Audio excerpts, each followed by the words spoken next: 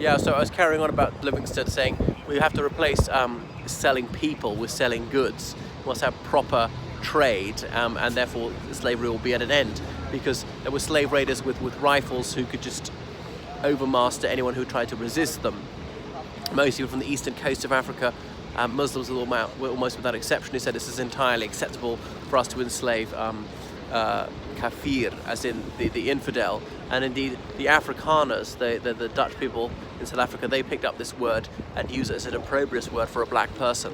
Originally it's Arabic. I mean, so I think someone doesn't believe in Islam. So he tried to stop that, but he didn't actually take up arms against them. Perhaps surprising the slavers didn't kill him.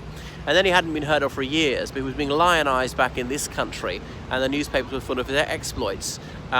So this country very much believed in muscular Christianity at the time, that people were right to spread the light of the gospel as they saw it, and so they thought that he really was a hero for bringing the good news to people who were living in ignorance of it in other parts of the world.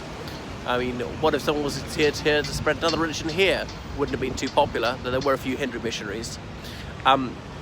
Anyway, Henry Morton Stanley, an American newspaperman, went to Africa to try and find Livingstone. Livingstone hadn't been heard of for ages. So he landed in Tanzania, as we now call it, and he teamed up with Tipu Tip, who was an Arab slaver on the east coast of Africa, because he had the contacts, he had the bearers, and he had the armed men to escort him. And therefore Morton Stanley was safe and killed many people on his way in. So finally he located in what's now called the Democratic Republic of Congo, and that was that. And because he'd been heard, oh yes, there's a white man several days march away, and there were virtually no white people so far from the coast of Africa. And as he approached him, Henry Morton Stanley uttered the immortal words, "Dr. Livingstone, I presume," and it was indeed Livingstone, who died not that long afterwards. And so his heart was cut out of his body. I'm not sure how they preserved it, but some of his faithful servants carried it back to the United Kingdom to bury it with great pomp in St. Paul's Cathedral.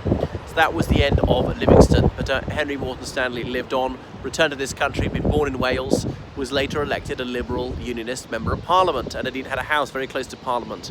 Not an entirely good man, Morton Stanley. I know he had a very difficult upbringing, born outside of wedlock in a time when that was an immense impediment to anyone's advancement. And it moved to the United States just before the American Civil War, serving the Confederate Army, and was pro-slavery.